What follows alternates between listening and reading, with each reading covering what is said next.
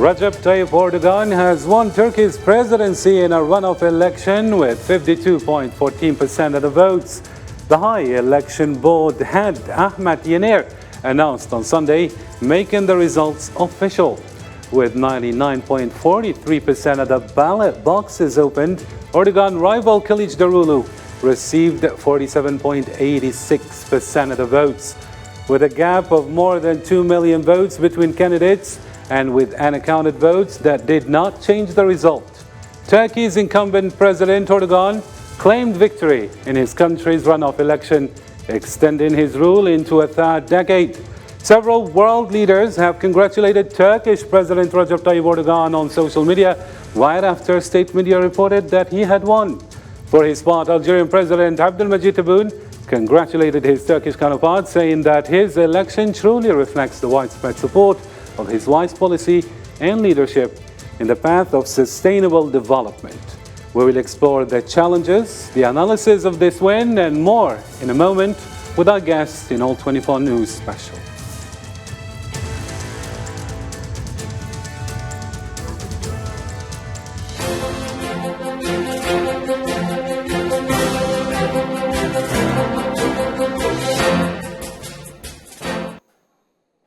Hello there, dear viewers, and welcome to the program. And before we bring in our guest, here's the latest. President Recep Tayyip Erdogan claimed victory in Turkey's presidential election on Sunday, a win that would steer his increasingly authoritarian rule, according to Westerners, into a third decade. In his first comments since the polls closed on Sunday, Erdogan spoke to supporters on a campaign bus outside his home in Istanbul. But the same occasion, he thanked his nation for giving him the opportunity to rule the country for 5 more years. Meanwhile, after the electoral win, Turkish President Tayyip Erdogan addressed his supporters outside presidential complex in Ankara.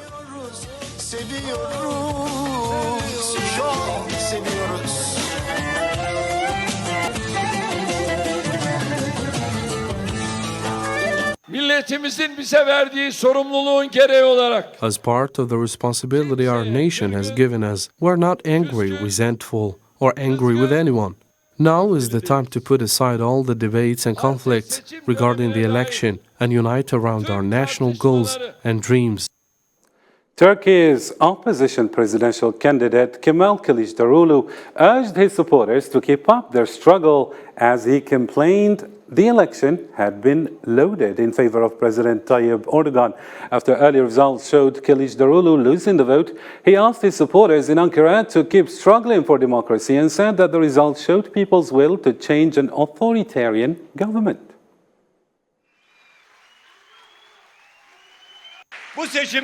We experienced the most unfair election in recent years. All the means of state were mobilized for a political party.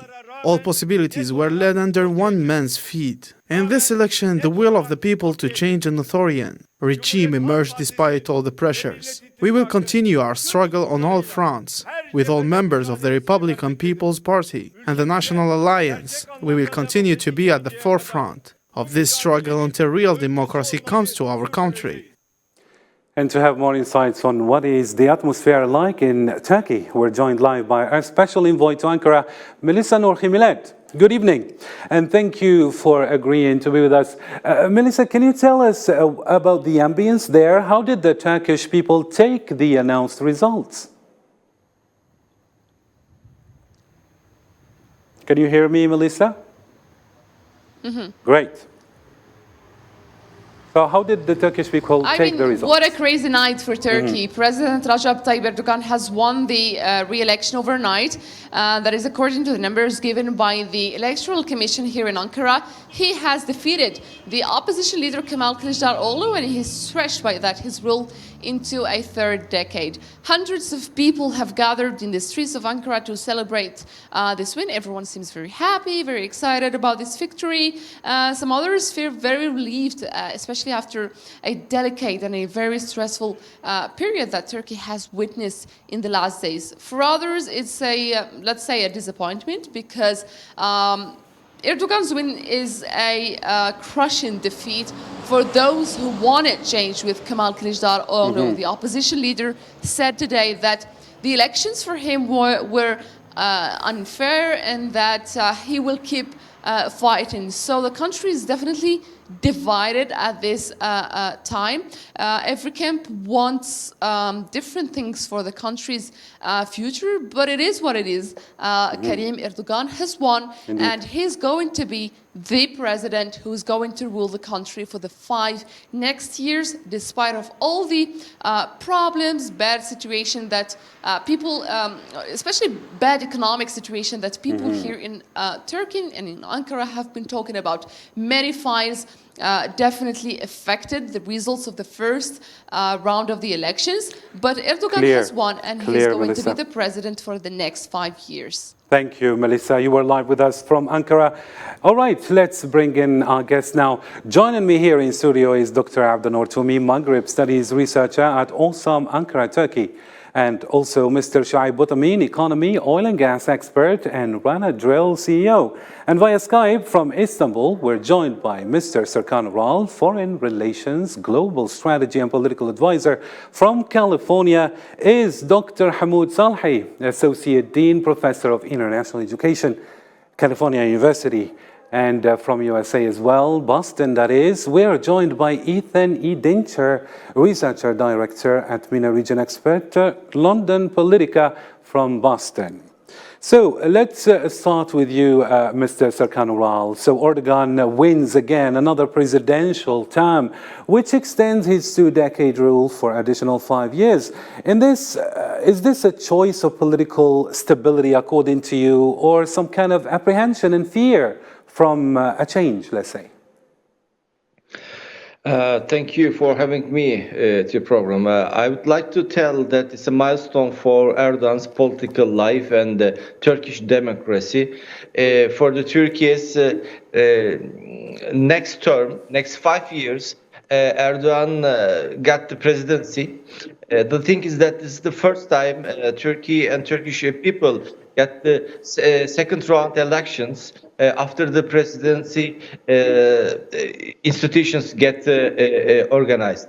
For Erdogan, the next term will be a big challenge after the huge earthquake and the economical complicated issues, and also the problems with neighbors. Erdogan has a different choice with relations with the West and with the East countries, and also very critical challenges with the opposition, because all 7 different parties, the leaders came against Erdogan to win the elections, but think that this is the 17th time that he defeated all the opposition, and the opposition leader Kılıçdaroğlu, this is the 13th time that Kılıçdaroğlu lost the elections against Erdogan. It's a strategic thing that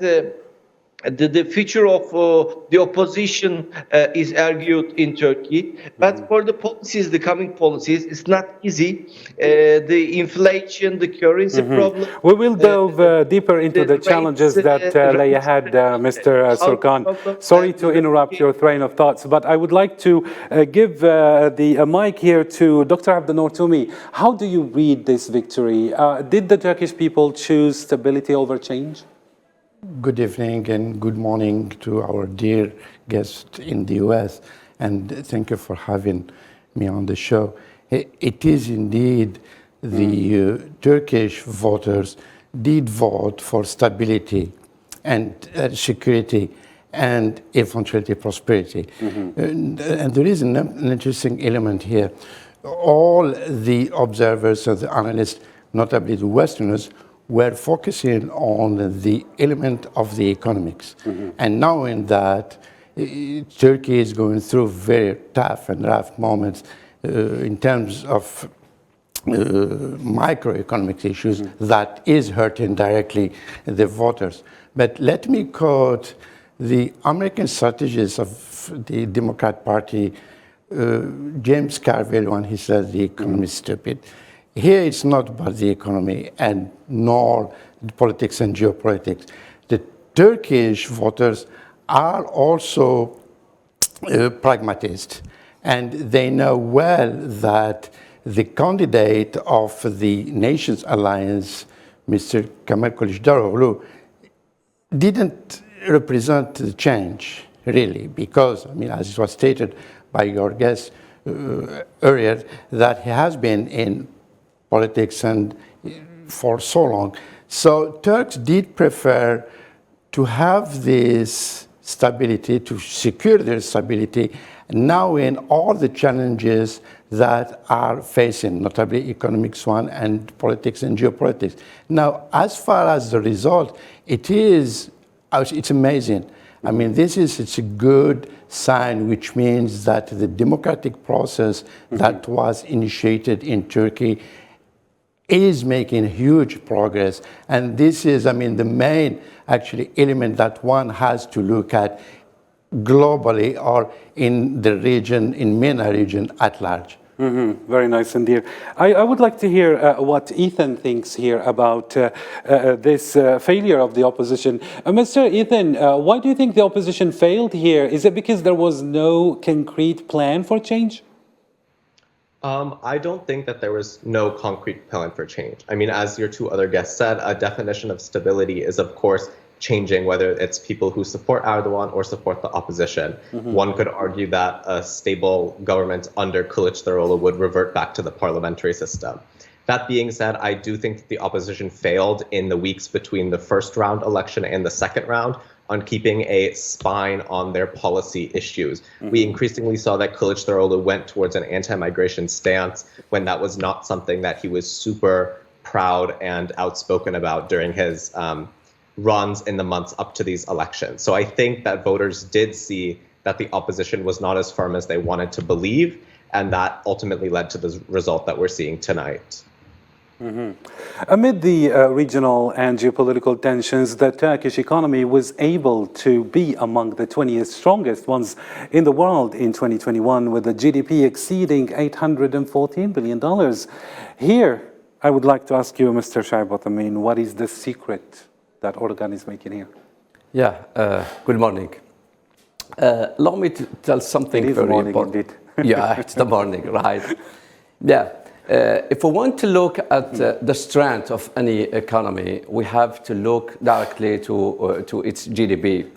If we go to the election, I think, for the election of Erdogan, and by the way, I say congratulations. In 2002, the GDP of Turkey was $240 billion.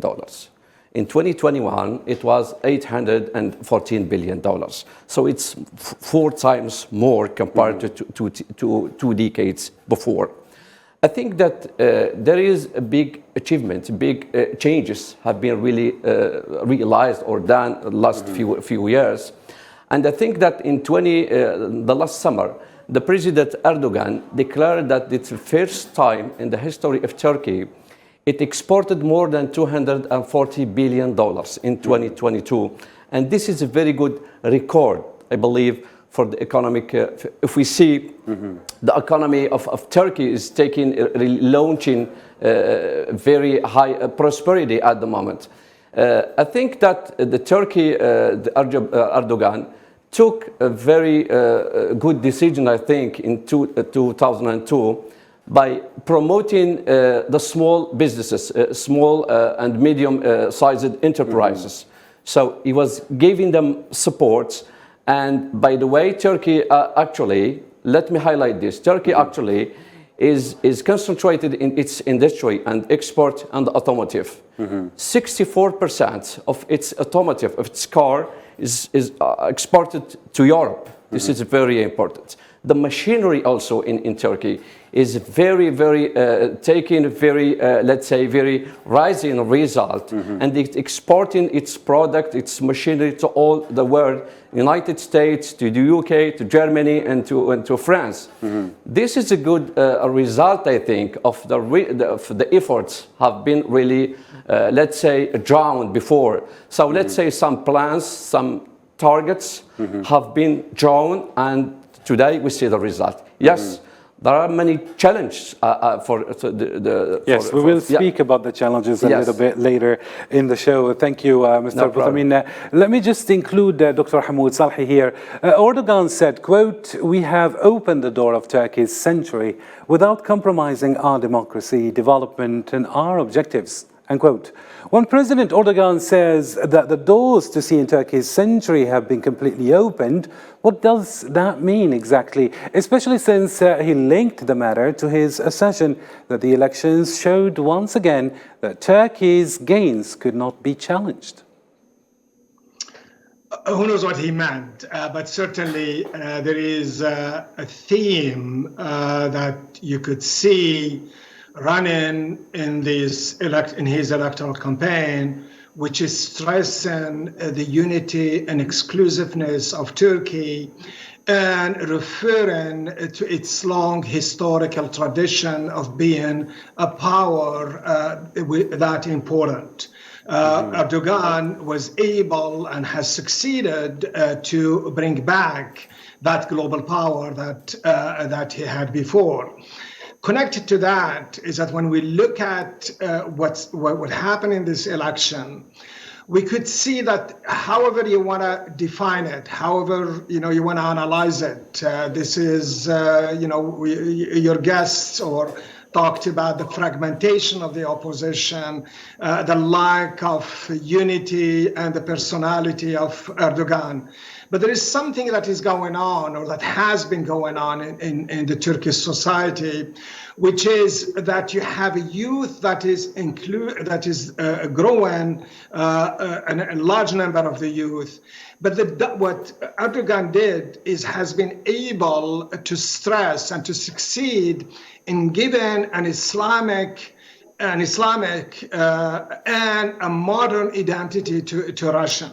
To the Turks, meaning that there is a vast majority today that the Turkish believe in their identity as being Muslims and Turkish nationalists. You see that throughout Turkey, the flags, and Dr. Tumi could tell you more about that. So you have this combination of nationalism on the one hand, but it's nationalism that takes inclusiveness in all its dimension, and then Islamism. The shift to Islam, to the eastern part, and getting away from this idea of becoming part of the European Union, as we have seen in the opposition campaign, that contributed or went in line with what was happening in Turkish society. Along with that is the message that Erdogan projected. He constantly talked about nationalism, the achievement that Turkey has. And what's very, very interesting in his speech, which is unusual when you look at other speeches after winning or victory, even his in the past, he addressed specifically the issue of extremism, how the opposition failed to honor its commitment to Turkish nationalism or Turkey as a nation. His example accusing his challenger that he gives parliamentary seats to non-represented parties that did not win elections in the parliament. All this is an indication that he is after this idea of establishing a Turkey that is rooted in Islam on the one hand, a modern Islam, without losing its nationalism. And then you can add the alliances he has formed with these nationalist parties. Very clear. Thank you so much. Now let's have more insight on the percentage of the vote in main Turkish cities where President-elect Recep Tayyip Erdogan lost. We're going to be joined by our own Maryam Zian right after this.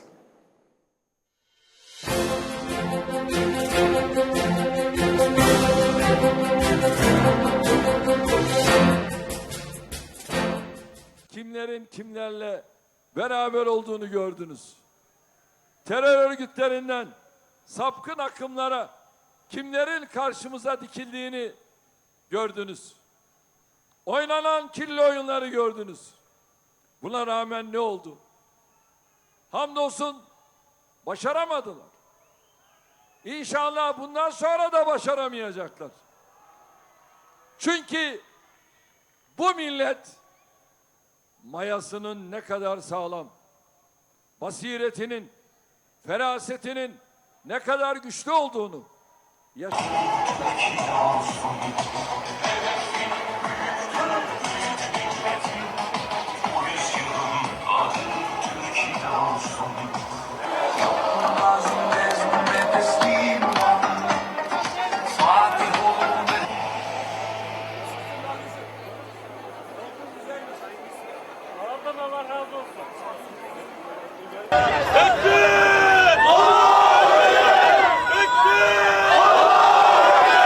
Bismillah, Allahu Ekber. Ya Allah, Bismillah, Allahu Ekber. Ya Allah, Bismillah, Allahu Ekber. Ya Allah, Bismillah, Allahu Ekber.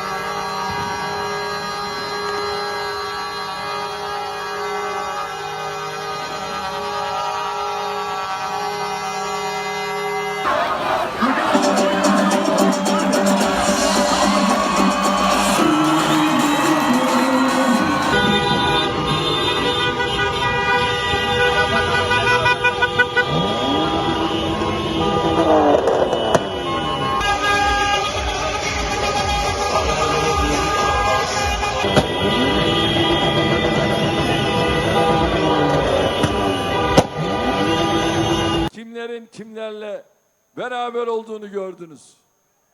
Terör örgütlerinden sapkın akımlara kimlerin karşımıza dikildiğini gördünüz.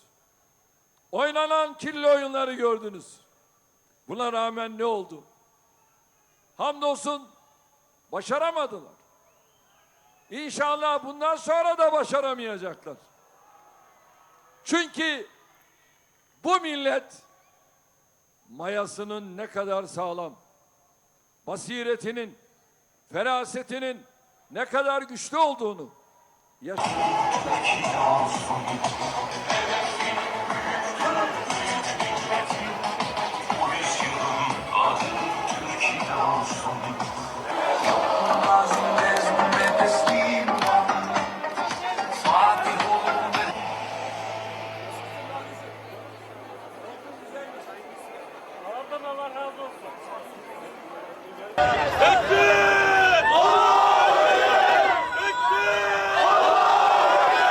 Bismillah, Allahu Ekber.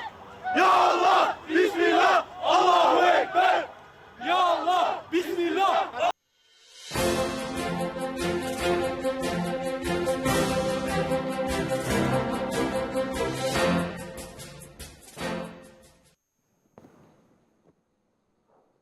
Thank you, Karim. Recep Tayyip Erdogan maintains power in Turkey after 99% of the ballots have been opened in the country and a historic turnout in this historic runoff election. And let's take a closer look at the map to see the figures as they stand. Let's start with the major cities and major provinces of the country of Turkey.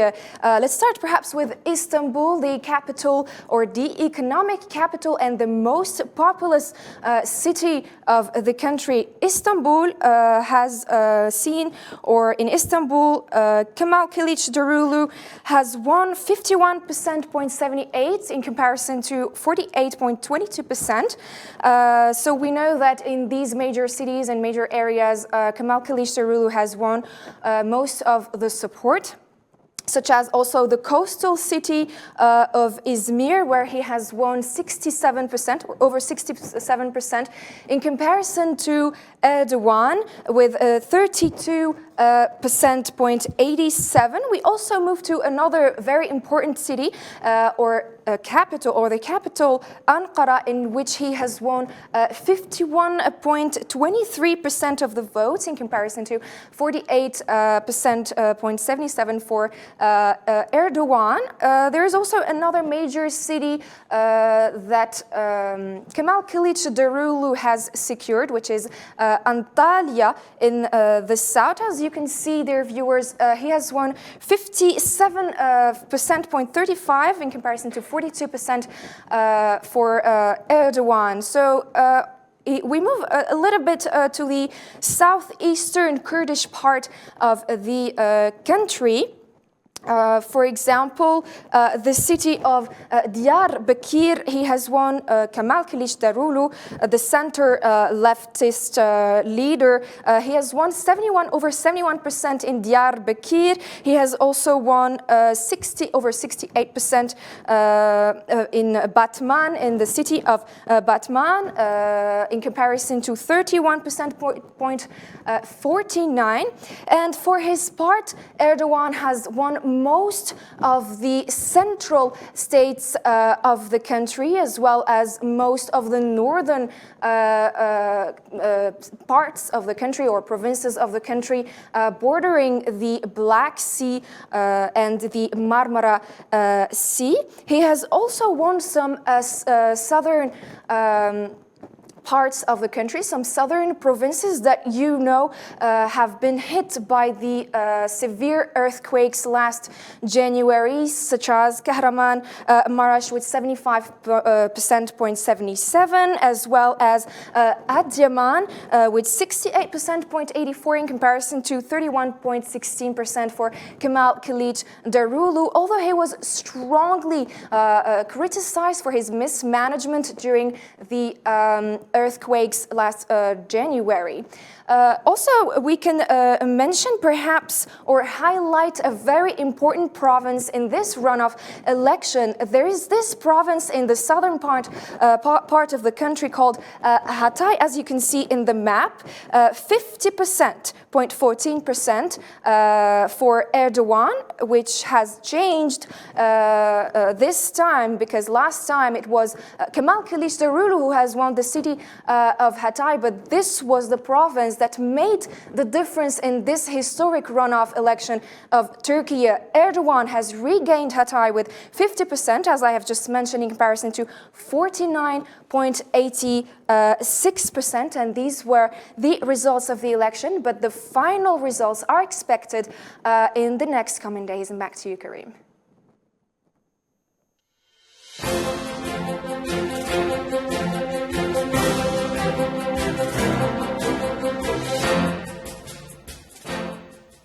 From a mayor of metropolitan Istanbul to the president of a country that grabbed the world's attention during the latest election, which confirmed Erdogan's rule as the true leader of Turkey. Since younger age, Erdogan's curiosity to politics has started growing due to the country's social and national problems. Erdogan, as an idealistic and a conservative young man, stepped into active politics and assumed many responsibilities due to his economic and political competencies. But he was collided with secularism that put him in prison for 4 months after reading poem verses that were believed they described his Islamic ideology. After serving his imprisonment period, Erdogan established the Justice and Development Party that has been the springboard to hold crucial positions in the country's government. His success created many enemies for him at home and abroad, including the incident of 2016 coup attempt that almost put him out of the political game. Erdogan took office as a prime minister in 2003. He implemented a number of reforms of major importance. It was a turning point in the history of the country as it made great progress in democratization, transparency, the prevention of corruption, and giving back the Turkish lira its value. Erdogan was elected as the 12th president in 2014 and the first elected by popular vote. In 2018, Erdogan was re-elected on the head of the country and as the first president of the presidential system of the government, which Turkey switched to following the constitutional amendment.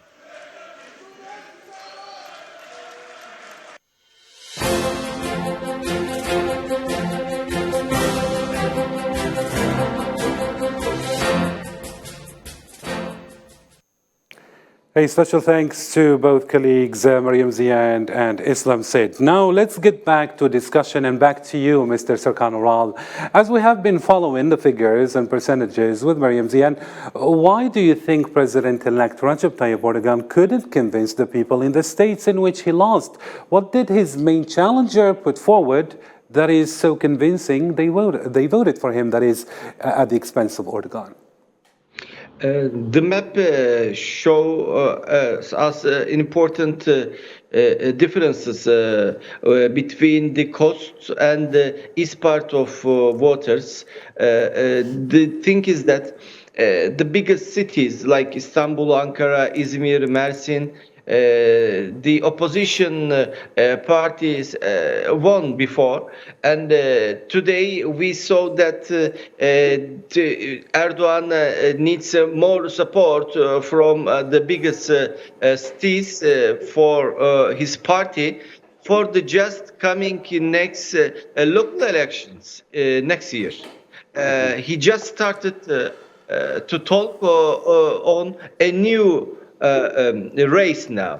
The stability, the traditional and the nationalist voters, and this is the decision of them for Erdogan.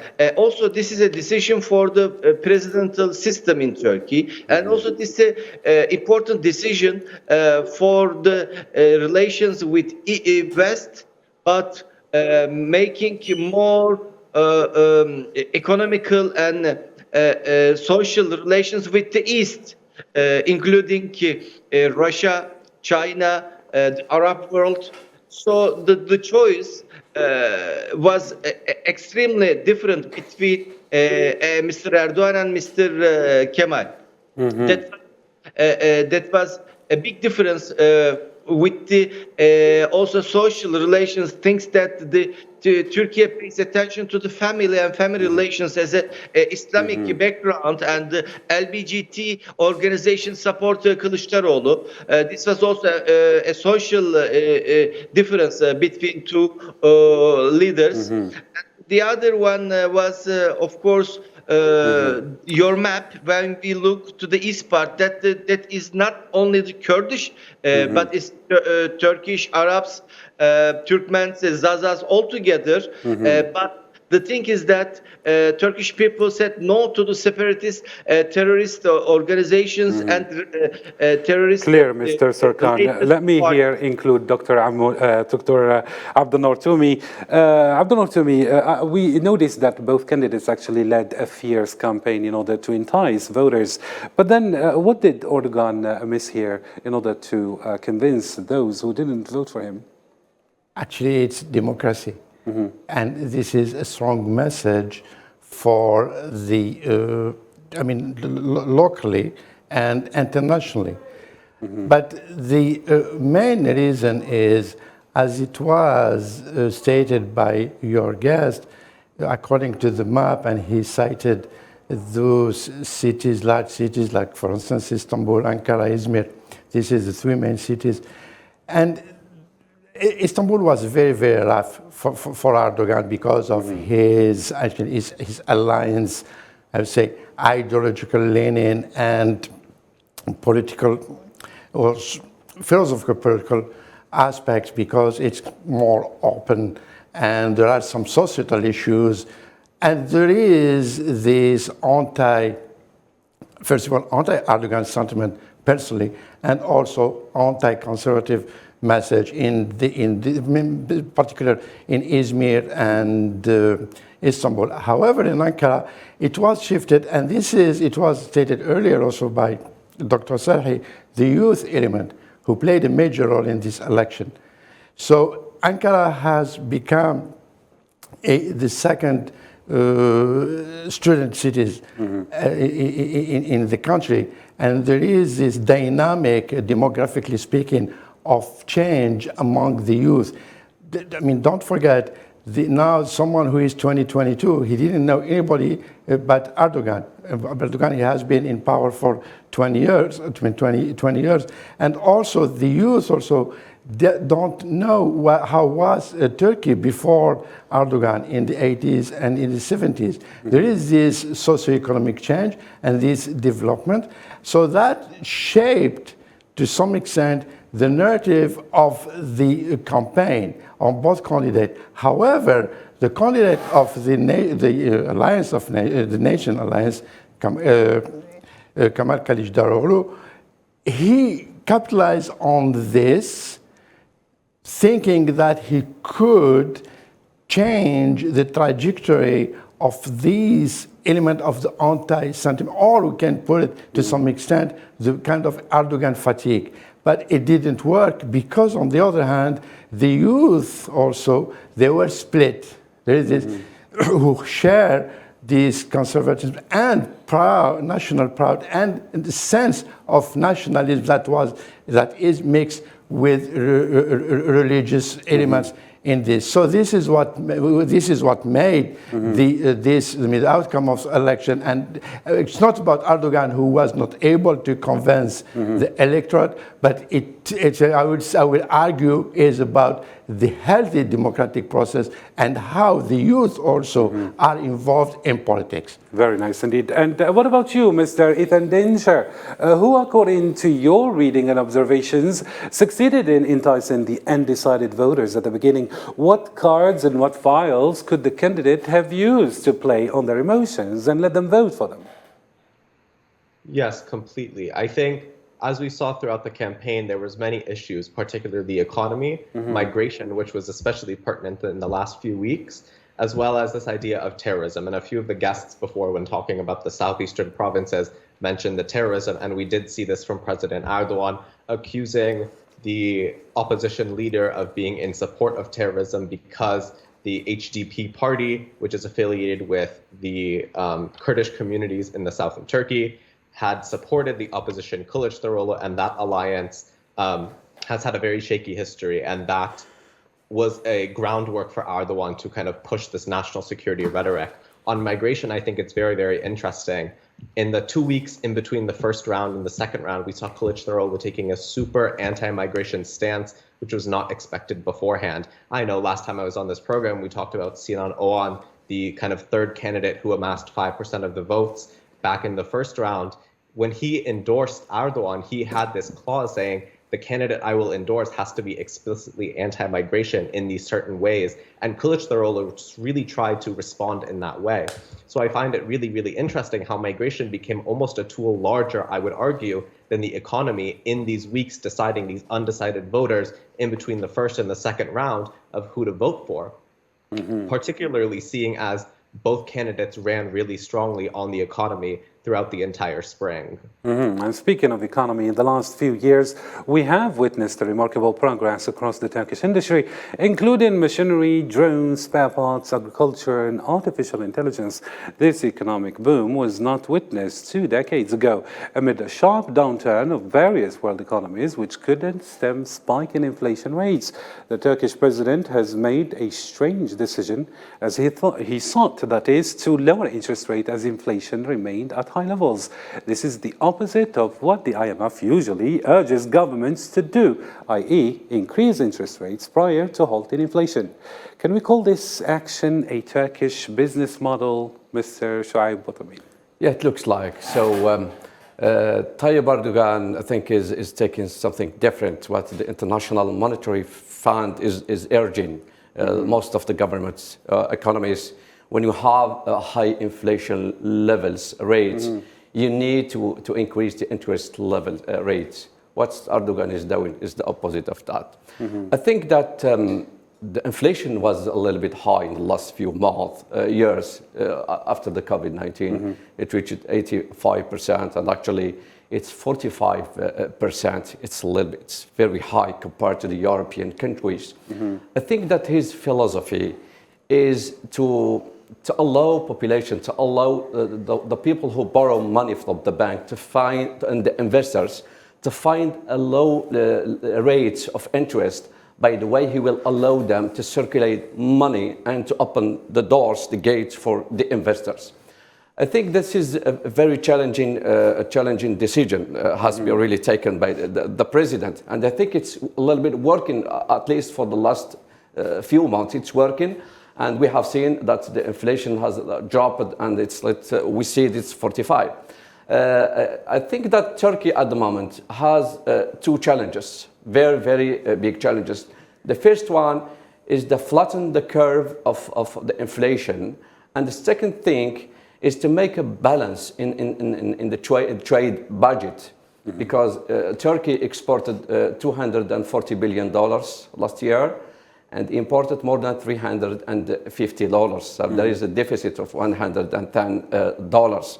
This is a big challenge for the president and for the upcoming governments. They have to take this into account, and at least to respond to the voters who voted for him, for his plan. So, as you know, Turkey at the moment is a masterpiece between Europe, between the Occident and the Orient, and it's colliding between two continents. So it's a sensitive place geographically. It's a very, let's say, it's an artery for the world. As you know, the Bosphorus Strait is playing a major role in this place. We will dive deeper into the Bosphorus question a little bit later. Let me just include Dr. Hamoud Salhi here. Dr. Hamoud, what made the popularity of the incumbent president recede? Let's not forget that almost half of the electoral body voted against the incumbent president. Why is so, according to you, Dr. Hamoud? I don't know, Karim, if I buy that argument, because what you're doing is measuring an aggregate numbers. But see what they did. Miriam did an excellent job by pointing to the votes or to Hatay that was won by Erdogan. There are several reasons for this. The geographical location of Hatay is very, very important. It has strict connections to the Idlib, the Kurdish population on the southern part of Syria. In addition, it's heavily Alawite. And more than anything else, 90% of the Hatay voted for the challenger Kemal in the first round. But what Erdogan did is that opened a hospital in during these 2 weeks in that same region, which created a balance in his favor. It changed the image of him being that population. Now, the other factor that you have to look at is the cities. When we talk about the big cities have a very unique political culture. Whoever wins the mayor's office has an upper hand of how the privileges, what you call, are distributed. There is an alliance that forms between the party that wins the elections and the business community. This kind of alliance is always there, and it attracts the support of the business communities to vote for the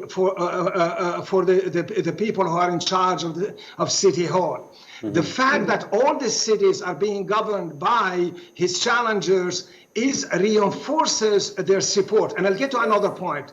But adding that, one of the problems that faced Erdogan in this area is the opposition focused. So there was an issue in the last 2 weeks about the law that indict mayors who are accused of terrorism, meaning that there is a law in the Turkish cities, in this case, where a mayor can be removed if it proves that he is accused or allegedly accused of acts or sided with terrorism.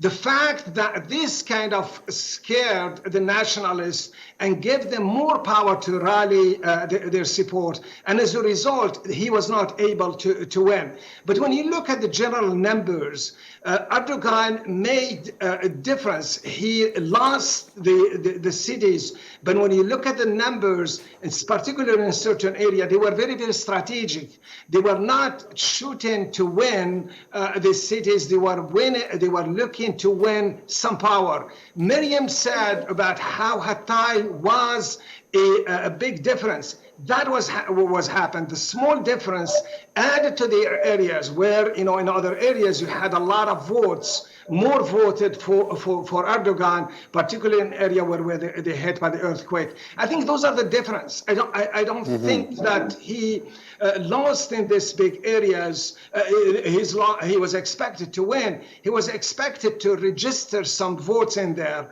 And the point that Hatay he wanted could have been the difference. Clear, Dr. Hamoud. Winning the presidential election for Turkey's Erdogan and having the chance for ruling the country for another term is the beginning of a new era for the country.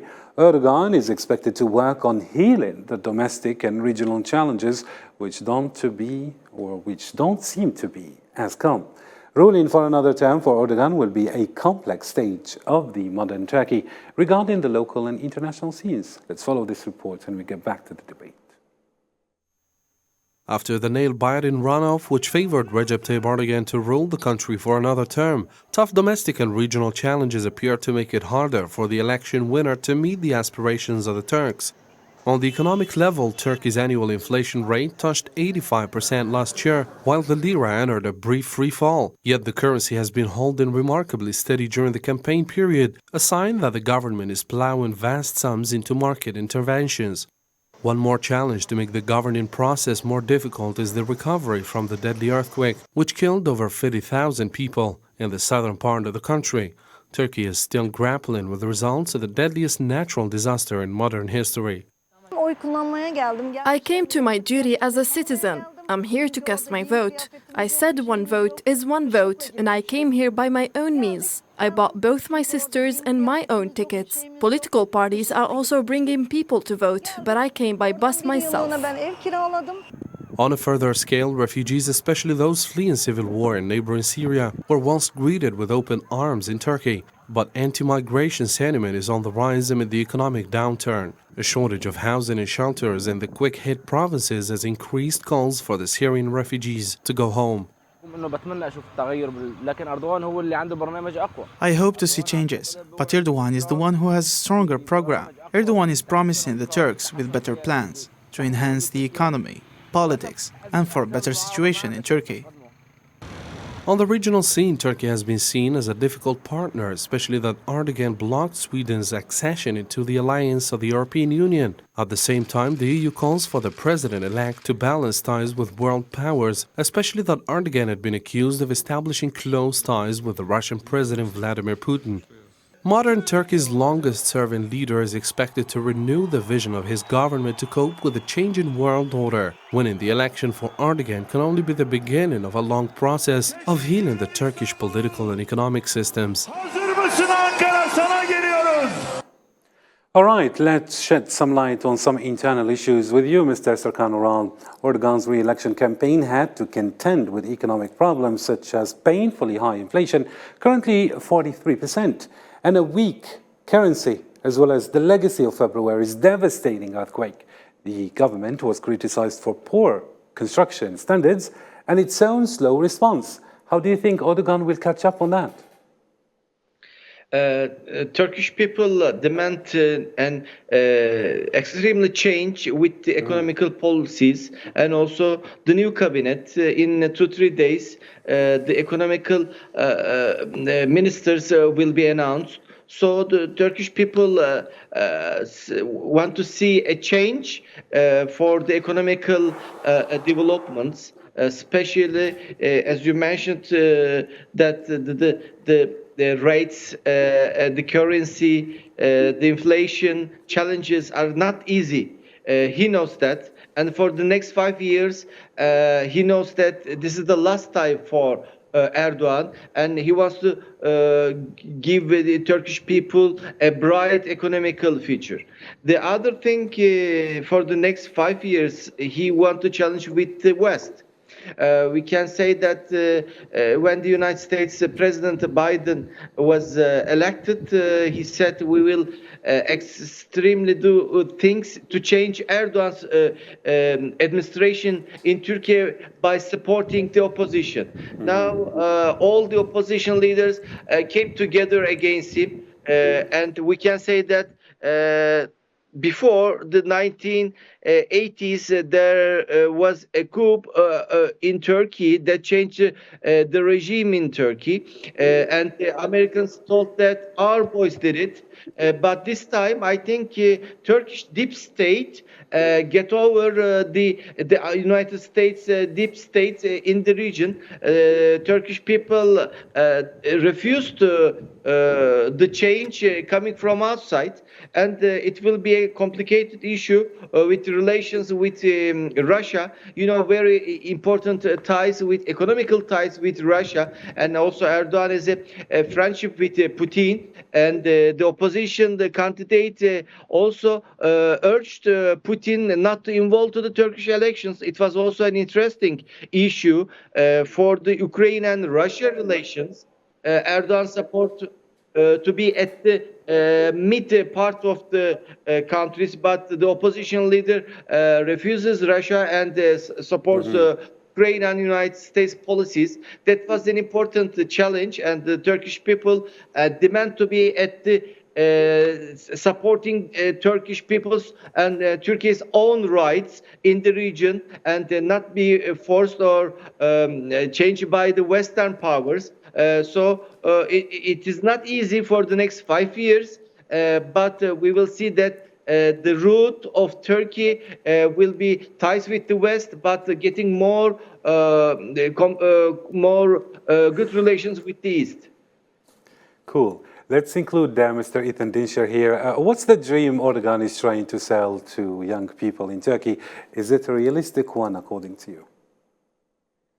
I do think he has quite a big challenge when it comes to the youth in Turkey. As one of the guests had previously said, many youths in Turkey don't know a proper Turkey when he has not been a ruler. However, I think especially during the earthquake times, there was quite a lot of contention. He instituted a policy pretty quickly to kick most university students out of their dormitory rooms to resettle those displaced from the earthquake. I cannot pass a moral judgment on that, but that left a lot of students feeling undervalued at their own universities. There's also the issue of what youths are feeling in different parts of the country. Many youths, particularly in Istanbul, Izmir, and Ankara, that voted predominantly, as we saw from that lovely map, in favor of Kılıçdaroğlu. I have many of my friends, they're saying how frustrated they're feeling with the current system. They want something to change, particularly around social issues, ideas of family, and particularly the economy, especially as youths are coming into the job market, as they're trying to break into the economy and they're realizing the lira is not there to support them. On the other hand, as guests have previously mentioned, there are youths that are feeling a renewed energy of Turkish nationalism mixed with their Islamic faith. And they are really feeling that we are kind of taking control of Turkey, as Erdogan says, to bring it into this new century of prosperity. So I think he really has to tailor in these upcoming 5 years which youths he wants to engage with, and how, at the end of the day, because this is the next generation, how he can mend this seemingly large divide between the two of them, especially among the cities, the rural populations, religion, secularism, how he can figure out how to mend this for the next generation to ensure that Turkey stays prosperous. Would you like to comment on that? I mean, the younger generation seems to be a little bit far from politics, perhaps, or they are not well informed about the security challenges, for example, that is facing Turkey. And we can hark back to the attempt, the military coup attempt back in 2016, if it was 2016. Exactly. Yes. So, what can you say to the youth here? Like, should they be more involved? Ethan was talking about being more engaged with this young generation, perhaps as an engine, a power that would actually power up Turkey toward other sectors of endeavors.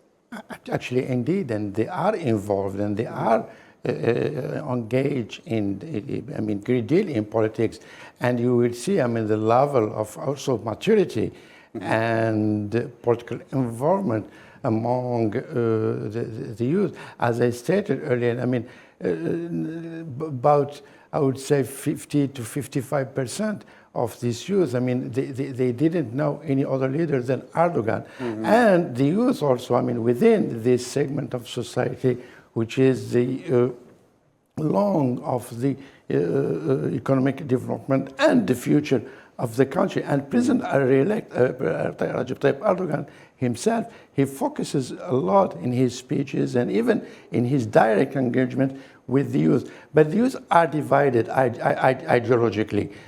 This is the main question that the youth will be facing in the next 5 years and maybe more.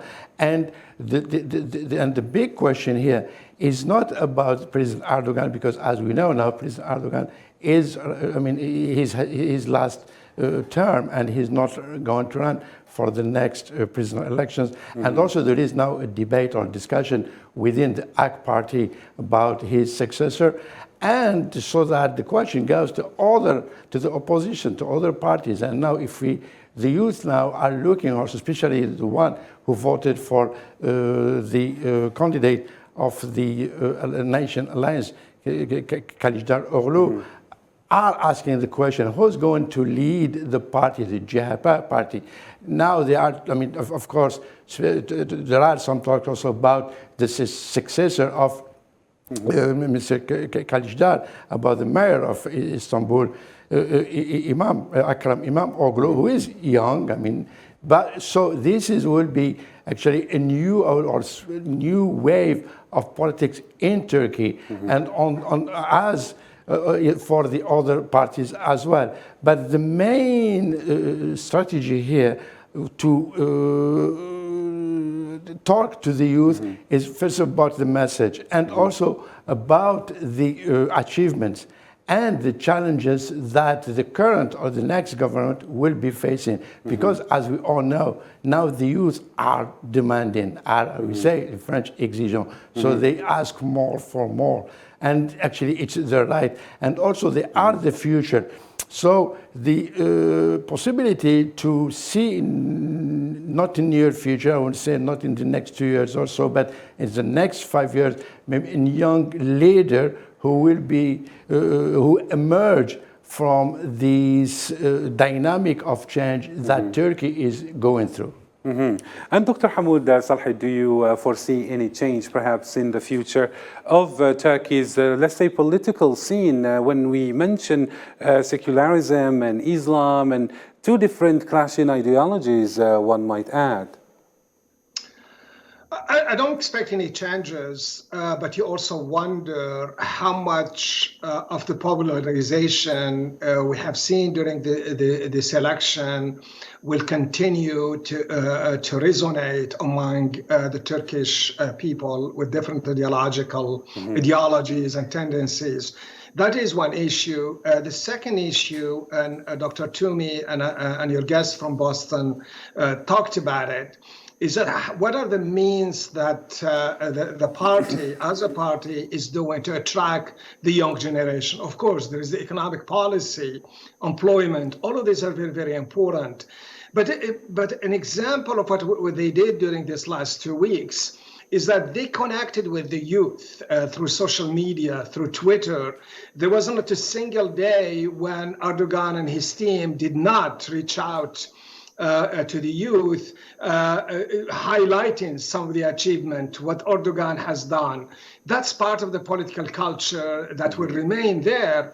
But coupled to that, some of the work that the party, the AKP, has been doing with what we call organized group. The party is well entrenched among the youth. This is following Erdogan history, if we remember if we just note that his path to power was being the youngest person, I think age 27, represented or elected as the party in one of the provinces. So he has always, and he experienced at that time how political parties were after him or to get the youth included in the party. So what we've seen in with the party is that it has developed strong channels to mobilize the youth through this organized activity, through parties politics. So these are really some serious challenges. And then there is the issue of external threats. I mean, Erdogan emerged as a strong leader with a parliamentary vote and now the presidency. How does the West look at this? One could posit a scenario where the West would want Erdogan to be strong, but they don't want also for him to be weak. So playing on the polarization, playing on the youth, playing on the Kurdish issue, the refugees, may lead to the country to be unstable, and that will work in favor of the West. But at the same time, he's a valuable player. If you want to resolve the Ukrainian issue, Turkey will play an instrumental role, as we've seen in this latest agreement. So there is much at stake when Erdogan came to power. One of it is how much polarization is going to continue. The second, is a strong Erdogan better for the West, or is a weak Erdogan better for the West? These are challenges, and we have to wait and see, Karim. We'll do another show like this one, right? Yes, sure, absolutely. And here, just to shed more light about what you were saying regarding economic figures here, Mr. Shuaib, but I mean, let's say, what's the youth in Turkey missing actually when it comes to figures, economic figures, the achievements that Erdogan has made, I mean, throughout all his rule? I mean, of course, we all come through a stumbling block. I mean, it happens to everyone. And when we speak about inflation or what the world is witnessing, this is something global and not restricted to Turkey, right? Yeah, exactly. As we know, Turkey has a very strategic position in its line. Let's say it's linking Europe and Europe to Asia. Mm-hmm. So with different culture, different religion, let's say, different mores. Mm-hmm. So everything is different. So it's like it's a connection between Asia and Europe. So the youth, I believe, in Turkey have this mindset, different cultures inside. So they think when they turn left, they are in Asia. When they turn right, they are in Europe. Mm-hmm. So I think they need a lot of maybe some reforms for them. They need maybe more support, more subsidies from the government.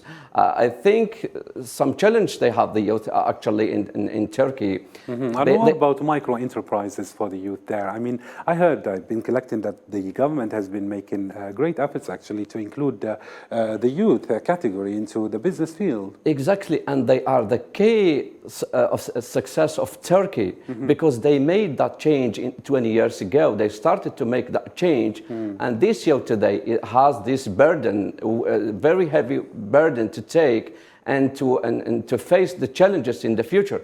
As we know, there are some high inflation rates in Turkey.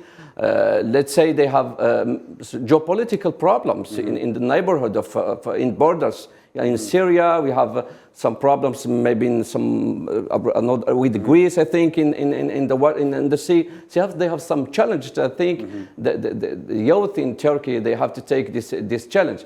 I believe that the government, the Turkish government, if it gives more support to the youth, more support to enterprise, I think that Turkey can succeed and can really overcome all the upcoming challenges. And we know that Turkey now is like it's a boiling region in the world, and it's part of the NATO in one side, but in another side, it has good ties, good relations with Russia, and we know that this region, in the youth inside it, has to play a major role to balance all the conflicts and the tensions may rise in the future. Thank you so much, Mr. Sharbat. I mean, outgoing President Recep Tayyip Erdogan's awaited victory in Turkey's presidential elections were at the center of international media coverages, including Western media, which shifted their position from opponents to partisans. Let's follow. The presidential race, which opposed Recep Tayyip Erdogan to his main contender, Kemal Kılıçdaroğlu, ended up with the victory of the outgoing president, thus proving Western media wrong and showing the popularity and the trust that Erdogan enjoys among the Turkish people. Following the first round, in which Erdogan won with more than 2.5 million votes, media opponents turned into partisans and supporters of the Turkish president and his election program, and started criticizing the opposition and the polarization that the Turkish street was witnessing, including an article published by the British weekly newspaper, The Economist, in which it predicted the victory of the Turkish outgoing president. It criticized the second campaign of Kılıçdaroğlu as more negative than the previous one after he renewed his pledges to repatriate millions of Syrian refugees to their country. For its part, the Washington Post gave the lead to outgoing President Recep Tayyip Erdogan based on opinion polls. The German Der Spiegel was among the fiercest critics of Turkish president, but this time it quoted the victims of the disastrous earthquake that hit Turkey as saying, "Without Erdogan, we're doomed," and emphasized the support of the president for this vulnerable segment of society. Meanwhile, the French newspaper Le Figaro wrote in banner headline, "Erdogan, the teller-in-chief of his own almost guaranteed victory." But before being convinced with Erdogan's victory, these media waged a fierce campaign against the outgoing Turkish president, straying from the principles of impartiality and objectivity. And I know this is Dr. Tumi's favorite question when it comes to Western media coverages, how it portrayed Recep Tayyip Erdogan and how it backed the opposition. I even read some of the articles you wrote regarding these coverages. What can you tell us about the media bias that we have witnessed by the Western media portraying Recep Tayyip Erdogan as a dictator even? Actually, I mean, they did, I mean, to some extent, endorse the opposition candidate. And they showed a clear message and editorials that are pro Kemal Kılıçdaroğlu and an anti-re-elected President Erdogan. And this has been going on for, I would say, 5 years, and maybe I can go further, kind of personal fight between the newsrooms and the character himself, President Erdogan, who started to challenge them, I mean, challenge the West, and also through his policies and his bold public policies, and also his bold statements, and he portrayed himself as the voice of the voiceless. And this is actually the secret of President Erdogan and why he's popular, for instance, in the Arab world. And so the Western media don't like a strong leader in the MENA region in general, but the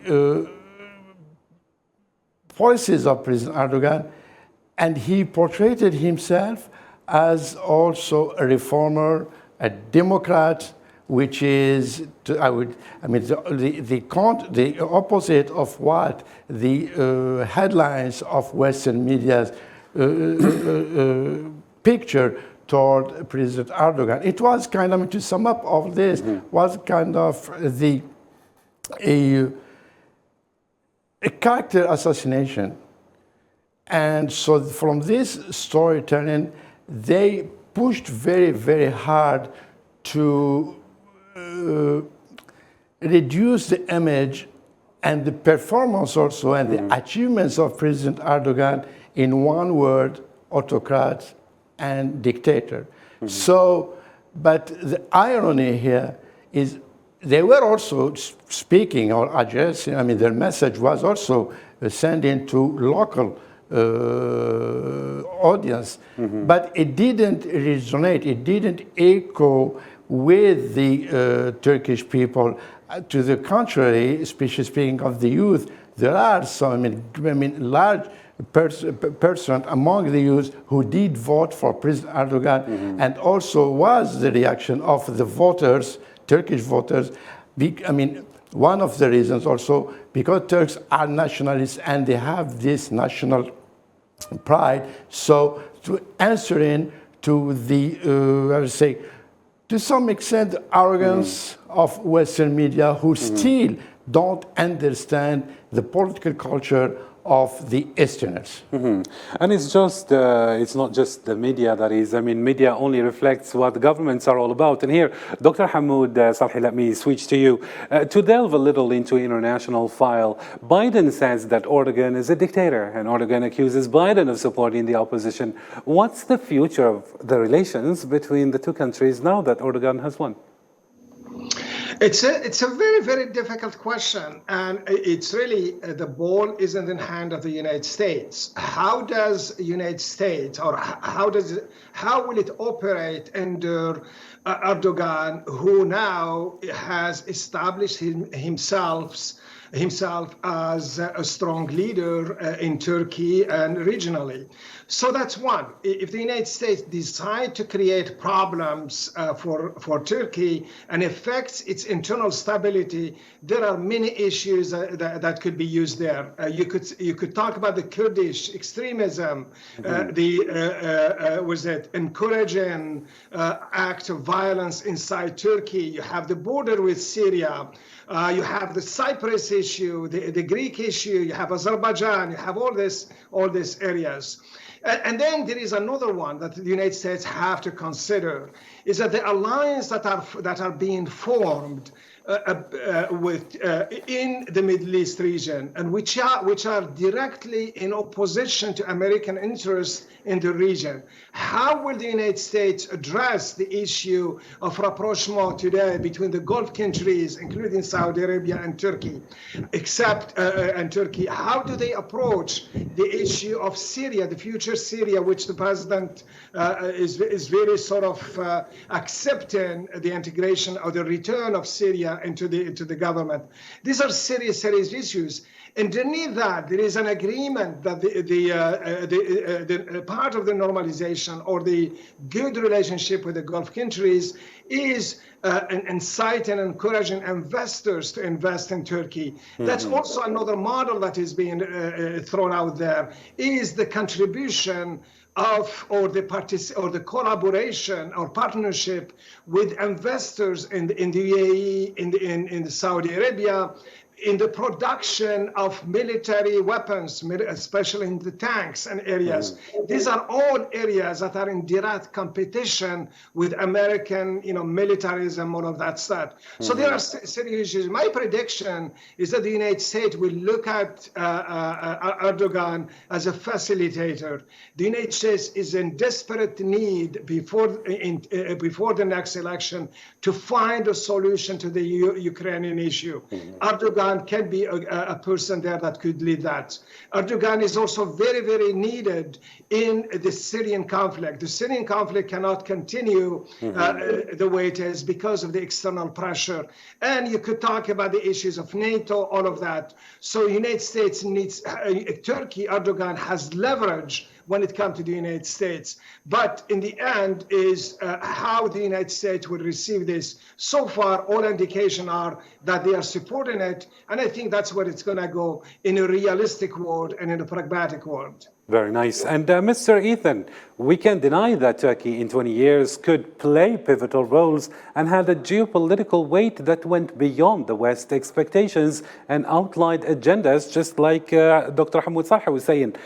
Did Turkey slip through the fingers of the West's grip? That is a really good question. I think President Erdogan, in his over 20 years of rule, has pursued a really ambitious foreign policy. We can see he has really played a huge role in reintegrating Somalia and helping them with conflict resolution in Libya, in Afghanistan. Now we're seeing that he not him directly, although Turkey's foreign minister and Syria's foreign minister are having very direct meetings. This is huge for the region and for the Syrian conflict, as our colleague in California had just said. It's hard for me to say if Turkey has slipped through the fingers of the US, because we still have to know that NATO, that partnership is still there. We still know that the US has their Incirlik base in Turkey. We know that for years there's been a really tight relationship. However, I do think there is something to be contended with Erdogan's ability to maneuver through the US's fingers. He is considering joining this BRICS banking organization. You can see he's really pursuing investment and rapprochement with the Gulf states. As many of others have said, he's really trying to get closer to Iran, China, Putin. So he plays a really strategic game here that I think has worked for him so far, although it will be something that I argue will be harder in the next 5 years as Erdogan's domestic issues are really boiling up and rising right now. So the question, I think, is will Erdogan have the resources, the time, and the ability to keep this really ambitious foreign policy that is both engaging and refuting the West, all while making sure these domestic tensions are fulfilled? Very nice indeed. And Mr. Serkan Ural, is it possible for you to predict the parameters of the foreign policy that Recep Tayyip Erdogan will pursue after his victory and its outcomes at the present time? Exactly, mouth-watering question. What a nightmare for Sweden, who wants to be a part of NATO, but Erdogan blocked.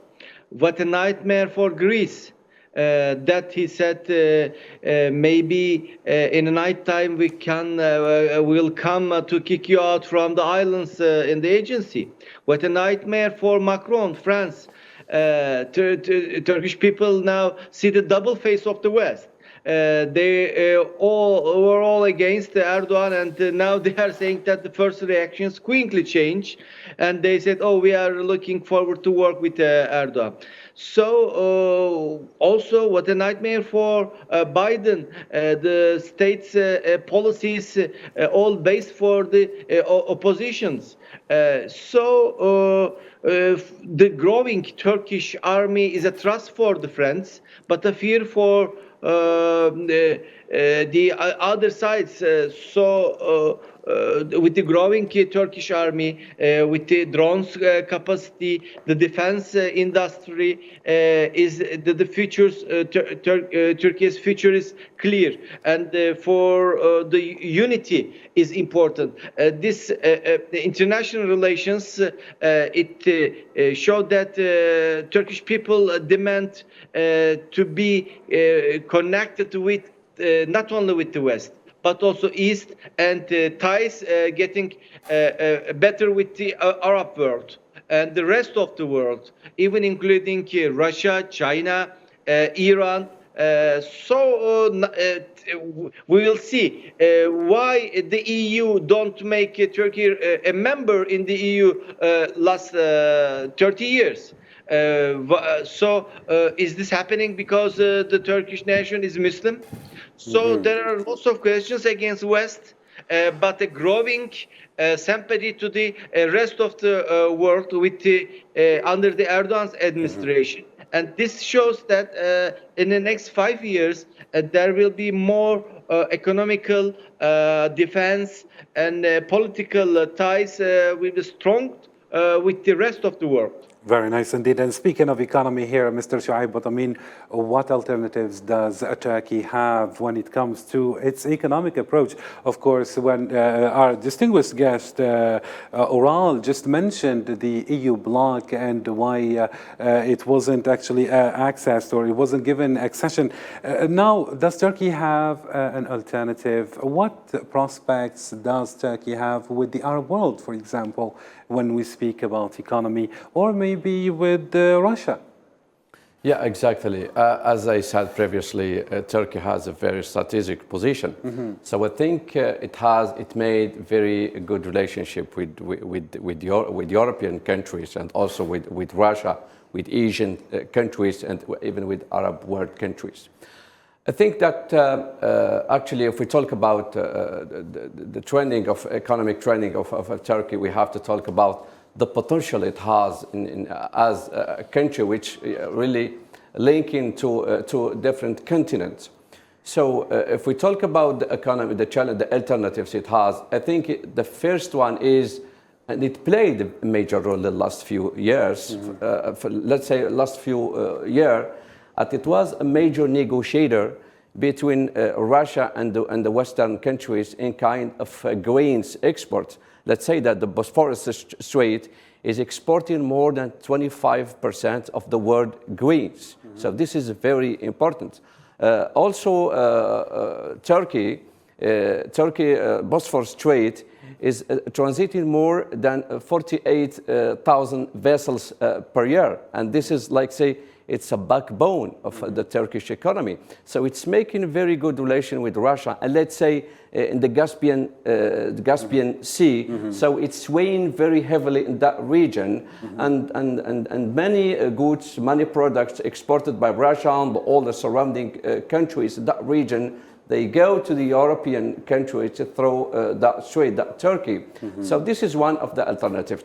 I think that the Turkey in the last 2 years ago just discovered two important fields of natural gas, which are the reserves are about 700 billion cubic meters. This is a very important discovery, and this is a good alternative for Turkey, because it's importing like 58 billion cubic meters of natural gas per year, and by 5 years, and with this discovery, it will recover 25% of its needs of natural gas, and this is a very big gain for the Turkish government, and I think it will weigh and will put more weight on this discovery as an alternative to cut its dependency, its reliance on its imports. Something is very important, I think, is its relation with Europe, and it has to maintain this good relation. So one of the alternatives, I think, is to keep supporting the small enterprise, to keep supporting the export of the machinery, the agriculture, the textile, and the iron and the steel, and it's doing. But I think it has to boost and it's to bolster its national production and to get very high levels of GDP. And I believe Turkey has a good potential, regional potential to play there, and I think it has all the means. What Turkey, I think, needs is the good decisions and to take, let's say, balanced decisions, because there is some tensions, some conflicts in the region, and those conflicts, political conflicts, military conflicts, affect directly the economic decision. And I think the President Erdogan can successfully did very right decisions before, and maybe he will succeed to do better much in the upcoming 5 years. And speaking of all those political issues, Dr. Hamoud Salhi, Turkish foreign policy has witnessed an important shift during the last 2 years towards its relations with the Arab countries when we speak about regional issues, with the aim of calming down the situation and bringing in, let's say, dialogue on a number of contentious issues that have arisen in relations between the two sides. To what extent, according to you, will this calm continue, and according to what approach exactly, and are we going to favor economy card here? Well, so far it's been nearly more about economics than politics. And this is, for the obvious reason. Turkey is going through some economic crisis, and it needed the support of its neighbors and other countries. In addition, it's the least controversial issue that could bring together the diversions of views and under a united goal, which is, a win-win situation, provided that the deal is right. So economic issues are very important. I think that, as Dr. Shaib mentioned, that will continue building, particularly with what our friend from Boston mentioned, this idea of being part of the BRICS, using the BRICS now, using the national currency. So all of those are really factors that bring back global power in the economy that Turkey had before this crisis. And that will work very well in the case of Turkey and the Arab relation. I think where it gets complicated is the politics of it. I mean, the Syrian issue is very, very delicate. It touches the very concept of national sovereignty on Syrian side, and then the national identity when it comes to the Kurdish. The Turks believe that the land on which the Kurds live belongs to Turkey. So if the Kurds want to move out, they have no problem with it. But the Turks also have been, or the Turkish government under Erdogan, have been pursuing a conciliatory policy. They have recognized under his governance the Turkish language is accepted, a lot of rights are accepted, and more than anything else, you have a Kurdish representation in the parliament, and there is a sense that we've seen this, that Kurdish extremism is not accepted. But Turkey also practices the right of pursuit. When a Kurdish, for example, attacks from Syria, they pursue them. So you have that issue that needs to be correct. And if you hear the president of Syria, Bashar al-Assad, in his lately, he doesn't hide his displeasure with Turkey. So we are a long way there. Now you have a situation where Turkey could be very, very instrumental in the case of Libya, where Turkey has played an instrumental role in shifting the balance of power in the Libyan conflict, and it resulted in bringing all the parties together to a dialogue. There, Turkey can play an instrumental role. And then you could look at also the relationship on the Mediterranean Sea. The relationship with Egypt have not been as good, but it goes up and down. Historically, the Egyptians have problems with Turkey, and so the Turkey have that. In that, I think with the idea of focusing on economics, that could be sort of a good way of looking at it. And I think the final note is that you have a very strong possibility of creating or building on the relationship that Algeria has with Turkey. That alliance between the Algerians and the Turks could play an instrumental role in solving conflicts, particularly to what we've seen today in Sudan, where Sudan is shifting to a deepening crisis. Turkey and Algeria could play a big role there. So it's really it's all high hope. And I think Turkey, perhaps with this election, is set on the right path to strengthening the Arab-Turkish relationship. And one last note on that one. I mean, the critique to this brought by the Syrian refugees were all denied and attacked by Erdogan. There is a lot of emphasis on Arab-Turkish relations. You see this. Clear, Dr. Hamoud Salhiya. Sorry to cut your train of thoughts. As we reach the end of our coverage, I would like to give a final word to the other guests, just to be fair. So, Dr. Abdel Noor Toumi, any final word before we wrap up? First of all, I have a special thank to the Turkish people, and they made us all proud.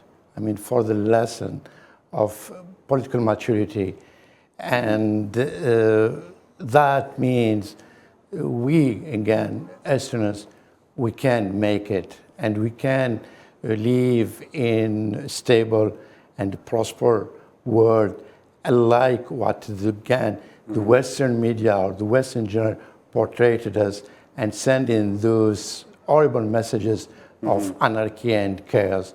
So the democratic process in Turkey is making huge progress, and we, again, in MENA region, elite, political leaders, media, we should start to look at the Turkish model, because the Turkish model does exist, and the Turks sent a huge and strong message for that. Very nice. So, being strong economically, people would listen to you, and if you suggest to be a mediator, perhaps you can do that. That's what happened with Turkey. What's your comment as a final word to Mr. Yeah, thank you very much. I think it's important to talk about Turkey, but as an Algerians, we need to learn lessons from the Turkish development in 2 decades, from 2002 and to 2023, 21 years. Turkey became the 20th biggest economy in the world. It's member of the NATO. It's a very great nation in between Europe and Asia. It's playing a major role. I think that Turkey today, if we talk about numbers, its GDP is 4 times more than 2002. And I think this is the most important thing we have to learn from is sometimes we have to learn from these growing economies. And I believe Algeria has all the potential to be a business model. Some countries, African countries, they take an example of it. Thank you very much. Very nice indeed. And with this, ladies and gentlemen, our special coverage comes to a close. Special thanks to all my guests, to all my panel of guests, Mr. Ethan, Mr. Oran Serkan, Dr. Hamoud Salhi, Dr. Abdenour Toumi, and Mr. Shaib Bouthameen. Thank you all. And thank you, dear viewers, for keeping it here on All 24 News Channel. That's the end. Till next time, take care.